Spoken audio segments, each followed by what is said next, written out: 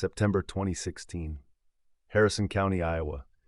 The kind of place where your grandfather's tractor brand still matters at Sunday church.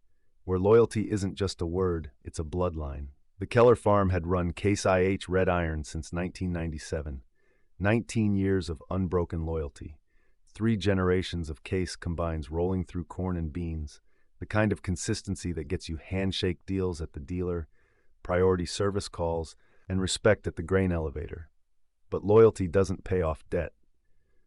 And in September 2016, the Keller family was drowning in it. $1.2 million in equipment financing. Spread across 2 Case IH Axial Flow 7230 combines purchased in 2012, a Steiger 500 row track bought in 2014, and a fleet of planters and tillage equipment that hadn't been paid off since the commodity crash of 2014. Interest payments alone were eating $42,000 a year.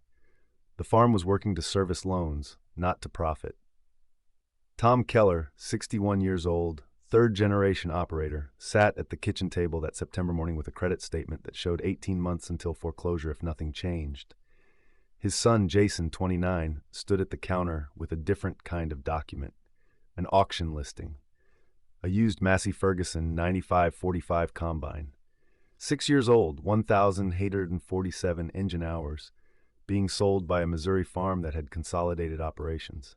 Estimated auction price, $130,000 to $150,000. Tom didn't even look up when Jason set the paper down.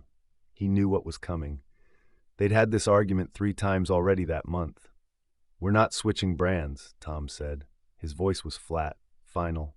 "We can't afford not to," Jason replied. Tom stood up, pushed the credit statement to the side, looked his son in the eye with the kind of hard silence that ends conversations in farm families. Then he said the only thing that mattered to him. "My father bought Case. I bought Case. You'll buy Case. That's how it works." Jason didn't back down. He picked up the auction listing, read the numbers out loud. "Dad, we owe $290,000 on the 7230 we bought in 2012. It's worth maybe $170 now. We're underwater. This Massey is going for $140, maybe less. It's got lower hours, bigger grain tank. It'll do the job." Tom shook his head. "You don't know Massey. You don't know how they run. You don't know their service network. We know Case. We trust Case. We stay with what works." "What works?"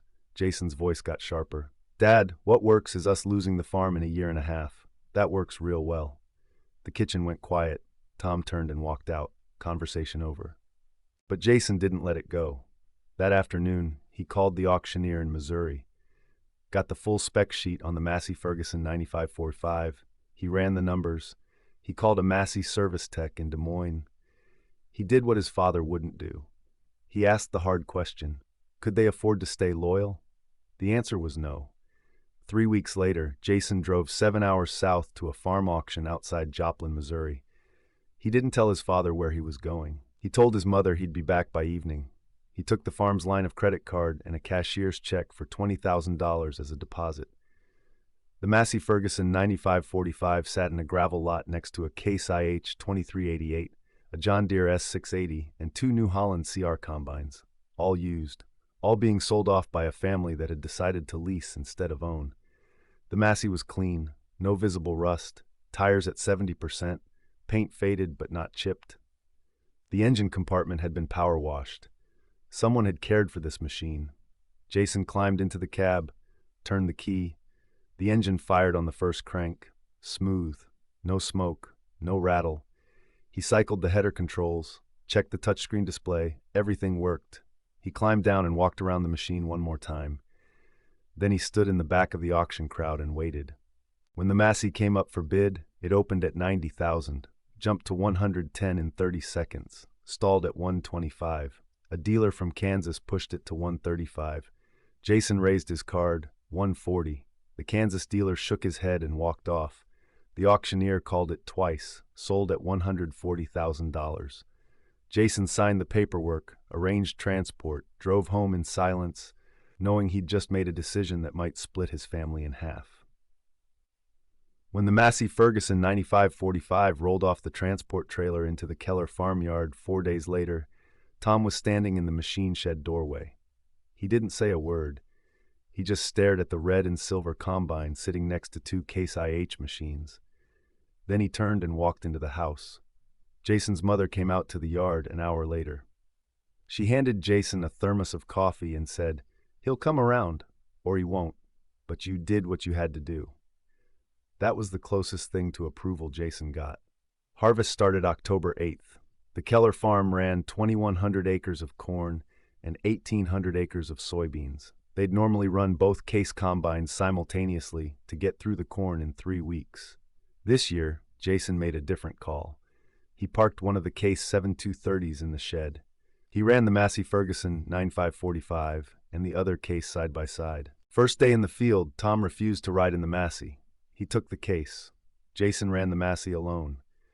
By noon, the difference was obvious. The Massey Ferguson 9545 was cutting 42 acres a day in corn. The Case 7230 was managing 34. The Massey had a bigger grain tank, 350 bushels versus 300. That meant fewer stops to unload, less downtime. The engine, a 9.8-liter ATCO Power Inline 6 putting out 355 horsepower, ran cooler and quieter than the Case's Cummins. Fuel burn was lower. Grain loss out the back was almost zero. Jason checked the settings twice because he didn't believe it. By the end of the first week, they'd cut 600 acres of corn. The Massey had handled 350 of it. The Case had done 250. Tom didn't say anything, but Jason saw him standing at the edge of the field one afternoon, watching both machines work. He stood there for 20 minutes. Then he got in his truck and drove off. Second week, the Case 7230 threw a belt on the feeder house. Minor repair, 20-minute fix. But it cost them half a day because the parts truck didn't arrive until 3 p.m. The Massey kept running. No issues. Jason worked until 9 p.m. under the field lights, making up time. Tom came out to the field that night with a sandwich and a thermos. He climbed up into the Massey's cab, sat in the passenger seat, didn't say anything for 10 minutes. Then he asked, "How's it handle?" Jason didn't look over, kept his eyes on the header. "Better than I expected." Tom nodded. "Grain quality? Clean, no cracked kernels, loss meters showing 0.3%. Tom was quiet again. Then he said, "Case is showing 0.8. Jason let that sit. His father had just admitted what they both knew. The Massey was outperforming the machine they'd been loyal to for 2 decades. Tom climbed down 10 minutes later without another word. But the next morning, he got in the Massey. Jason took the Case. They didn't discuss it. They just switched. And by the end of that day, Tom had cut 44 acres. He came in that night and said, "It runs good." That was the highest praise Tom Keller gave anything. By the end of October, the corn was done. 32 days of cutting. The Massey Ferguson 9545 had handled 1,100 acres. The Case 7230 had done the other 1,000. They'd finished 4 days ahead of schedule. Grain quality was the best they'd had in 5 years. Fuel costs were down 18% compared to the previous season, and the Massey had required exactly 0 service calls. The Case had needed 2.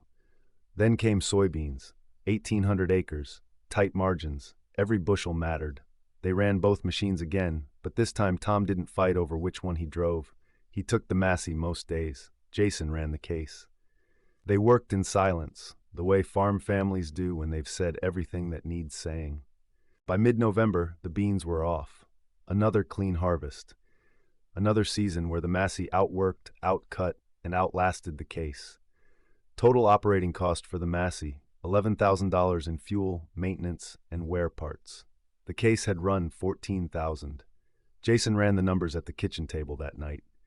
His father sat across from him, reading a grain market report. Jason wrote the totals on a pad of paper and slid it across the table. Massey cut 1,200 acres this season. Cost us $11,000 to run it. Case cut 1,600, cost us 14. Per acre cost on the Massey is lower. Speed is higher. Downtime is almost 0. Tom looked at the numbers, didn't say anything. Jason kept going. We paid $140 for the Massey. If we sold the second Case 7230 right now, we'd get maybe $160 for it. We'd clear $20,000 after paying off the loan. That $20,000 pays for the Massey and puts us ahead. Tom set the report down, looked at his son. "You're saying we sell the Case. I'm saying we can't afford to keep running 2 combines when one of them is underwater and the other one just proved it can handle 70% of our acres by itself.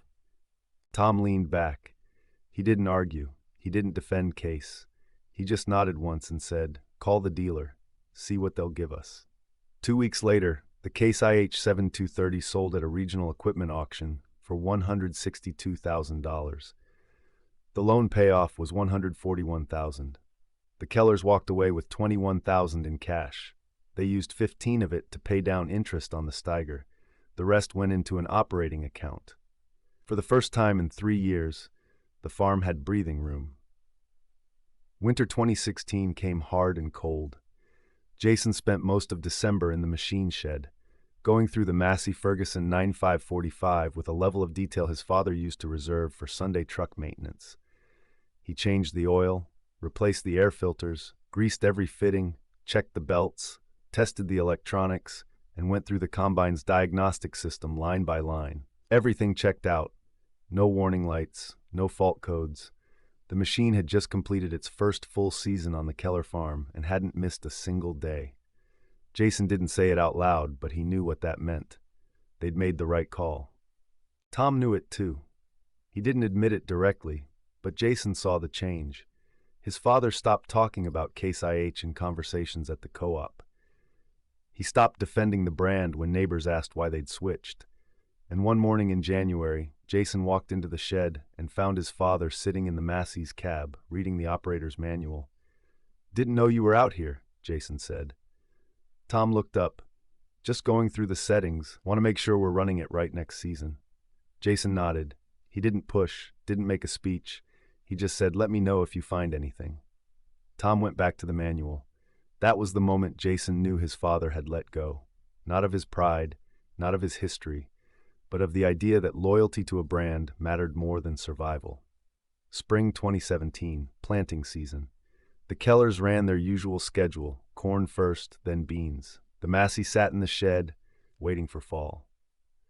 But the financial pressure that had choked the farm for 3 years was starting to ease. They'd eliminated one loan, cut operating costs. The cash flow was tighter, but it was positive. For the first time since 2014, they weren't bleeding money every month. Jason started running projections. If they could get through the next 2 seasons without major breakdowns, they'd be able to pay off the Steiger early. If crop prices stayed stable, they'd be able to refinance the planter at a lower rate. If the Massey kept performing the way it had in 2016, they wouldn't need to buy another combine for at least 6 years.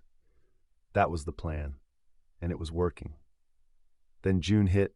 Wet spring, delayed planting, uneven germination. By mid-July, it was clear the corn crop was going to be inconsistent. Some fields were strong, others were marginal. The kind of season that punished farms with high overhead and rewarded the ones running lean. Tom and Jason walked the fields every week, checking plant health, counting ears, measuring stalk diameter. They didn't talk much, just walked and looked and made notes. One afternoon in late July, Tom stopped at the end of a cornfield and stared out at the rows. Jason stopped next to him. "This is going to be a tough year," Tom said. "Yeah, but we'll make it." Jason looked at his father. Tom wasn't smiling, but there was something different in his voice. Not optimism, not confidence, just certainty. The kind that comes from knowing you've made hard decisions and survived them. "We'll make it," Jason agreed. Harvest 2017 started September 20th. Later than usual because of the wet spring. The corn was dry, but yields were inconsistent. Some fields hit 190 bushels per acre, others barely cracked 150. It was the kind of harvest that required precision. No room for error. Every bushel mattered. The Kellers ran the Massey Ferguson 9545 solo. They'd sold the second case. They had one combine now, and it had to do the job of 2. Jason wasn't sure it could. His father didn't say anything, but Jason could see the tension in the way Tom checked the weather every morning, the way he studied the harvest schedule, the way he walked the machine shed at night, looking at the Massey like he was willing it to hold together. First week of harvest, the Massey cut 400 acres of corn. No breakdowns, no delays. Fuel consumption stayed low. Grain quality stayed high. Jason ran the machine 14-hour days.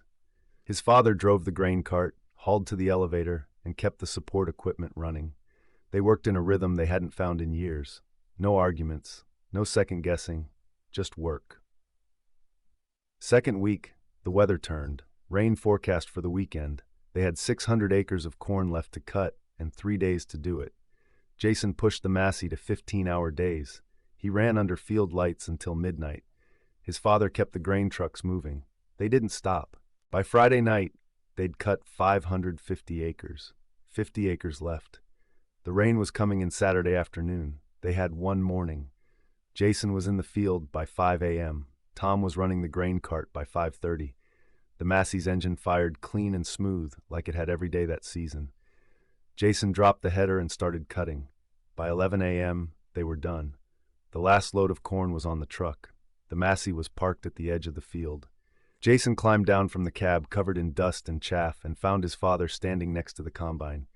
Tom was looking at the machine the way you look at something that just saved your life. "It held up," Tom said. Jason nodded. "Yeah, it did." Tom put his hand on the Massey's fender, left it there for a moment. Then he looked at Jason. "I was wrong. About the brand thing. About loyalty. I was wrong." Jason didn't know what to say. His father had never said those words to him before, not about anything that mattered.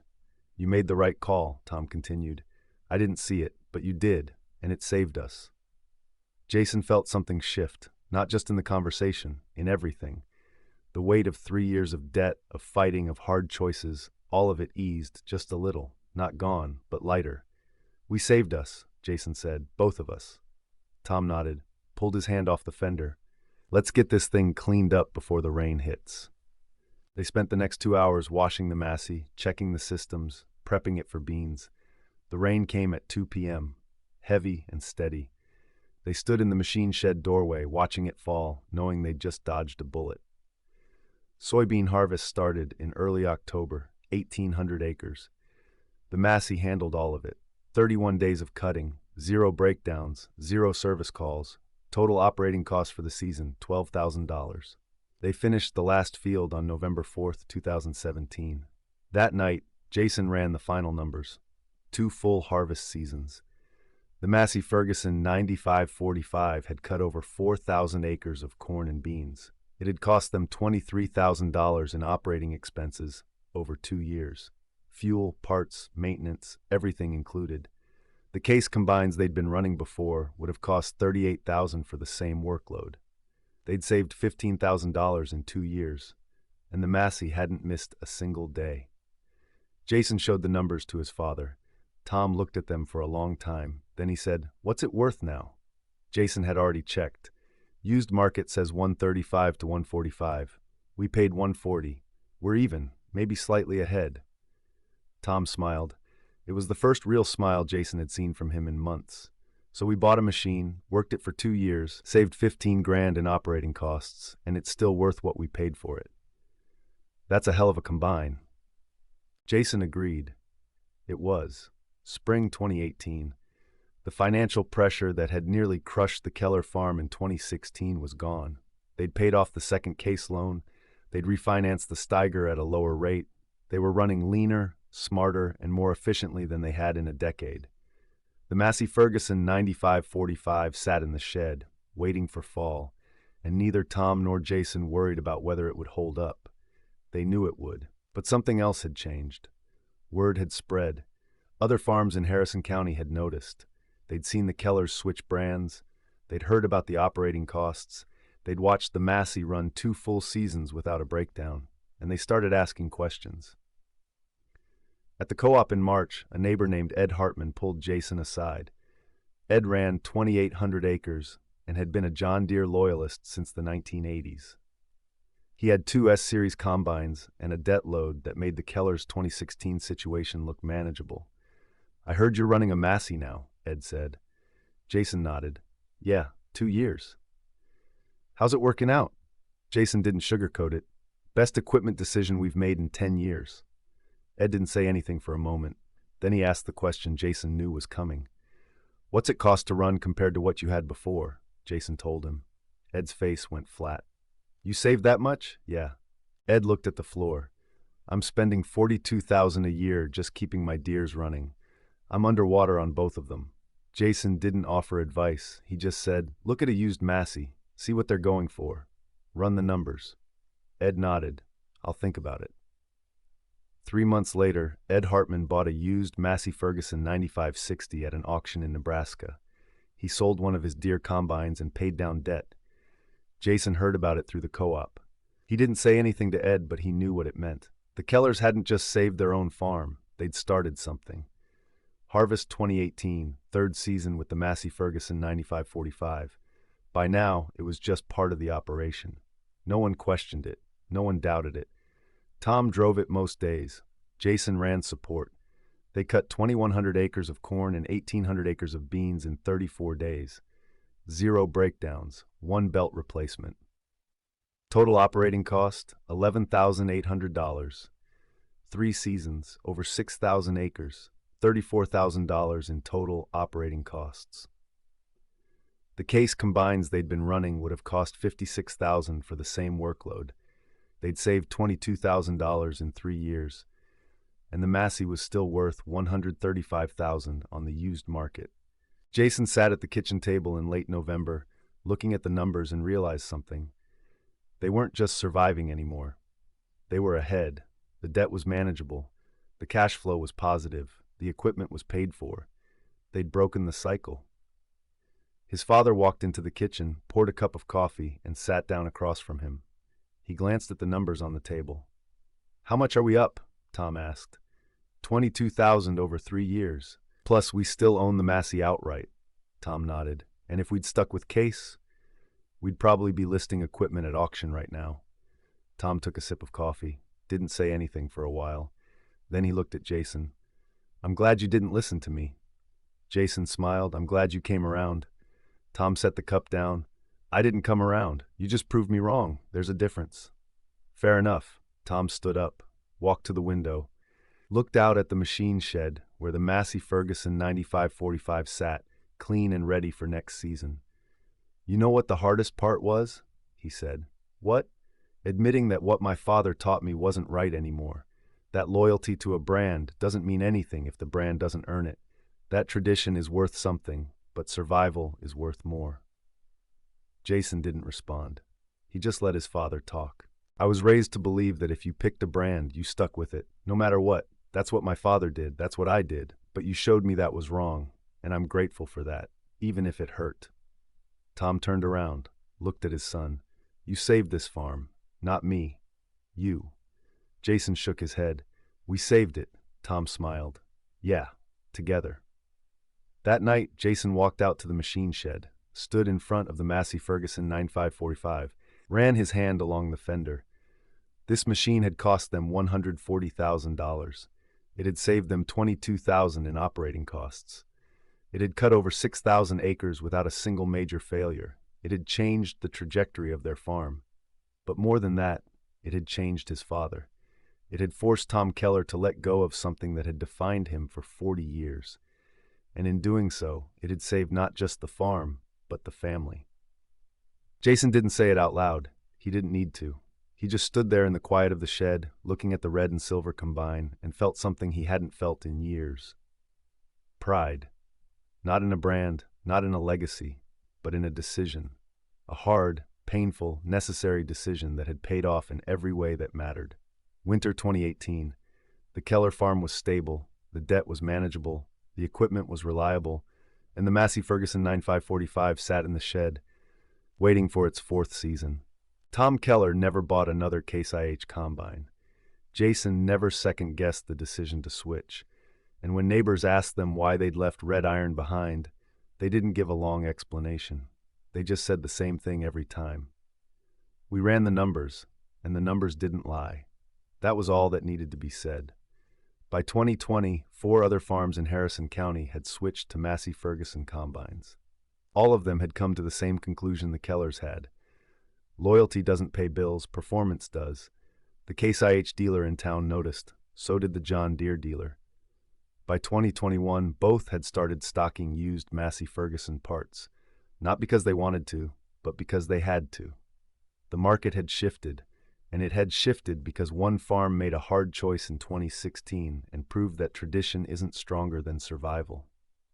The Massey Ferguson 9545 is still running on the Keller farm today. Over 10,000 acres harvested, still worth $125,000 on the used market, still running strong, still breaking the myth that loyalty to a brand matters more than loyalty to your land. Tom Keller is 69 now. Jason runs most of the operation, and when people ask them what the best decision they ever made was, they both give the same answer: the one that saved us.